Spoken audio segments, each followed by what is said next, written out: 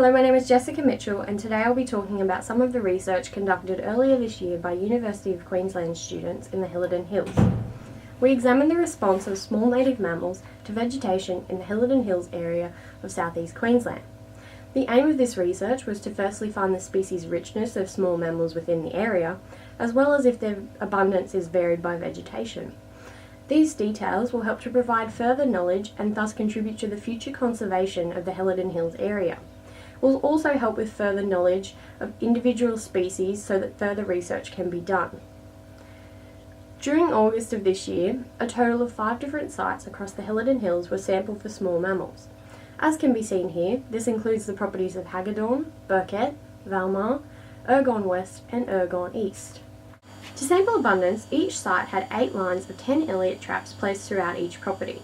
Each line of Elliott traps was placed over approximately 200 metres, with the vegetation being similar throughout.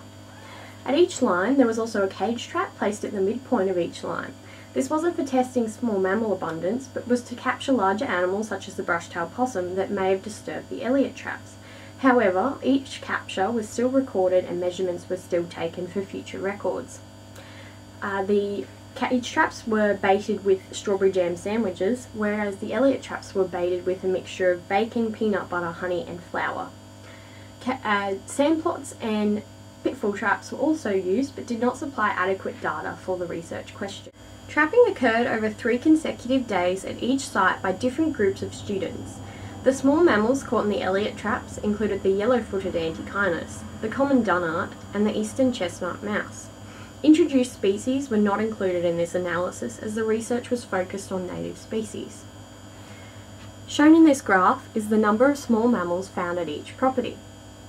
To see if there was a relationship between abundance of small mammals found and vegetation, each Elliott line had ground vegetation cover, tree canopy cover and shrub canopy cover recorded as an average percentage for each Elliott line.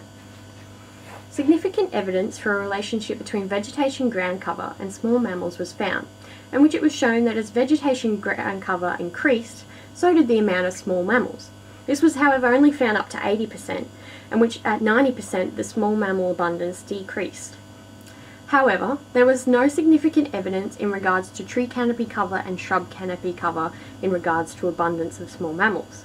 Although there was a connection between vegetation ground cover and abundance of small mammals, there would have to be more research done to supply adequate information on just how vegetation alters the abundance of small mammals found within the Helidon Hills area. Thank you for listening.